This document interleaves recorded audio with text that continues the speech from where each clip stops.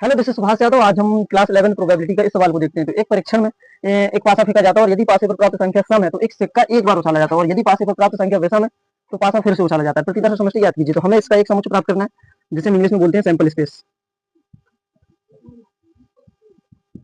तो हमें एस निकालना है यहाँ से। तो सबसे पहले उसने बोला है कि एक परीक्षण में एक पासा फेंका जाता है। जैसे ही हम एक पासे को फेंकते हैं, ये रहा अपने पास डाइस, डाइस मतलब पासा। एक पासे को फेंकेंगे तो हमें मिलेगा 1 2 3 4 5 और ये रहा अपने पास 6।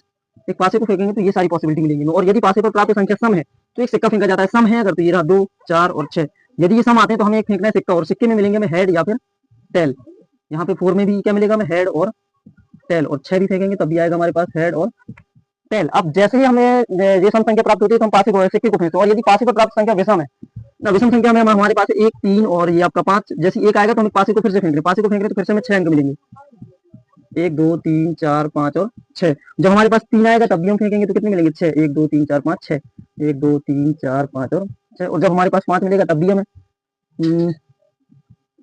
1 2 3 4 5 और 6। ये है हमारा प्रतिदर्श समष्टि। अब इसको लिखना है हमें सेट के रूप में। तो सेट के रूप में लिखेंगे तो एस इक्वल टू में जब हम एक आएगा हमारे पास तो हमें मिलेंगे इतने सारे। तो ये मिलेगा हमें 1 1 और फिर बाद में ये रहा आपका 1 2 1 3 1 4 1 5 और 1 6। और जैसे हमारे पास 3 मिलेगा तो 3 के साथ में मिलेगा 3 1 3 2 3 3 3 4 3 5 और 3 6। और जैसे हमारे पास आएगा 5 तो 5 1 5 2 5 3 5 4 5 5 और 5 6।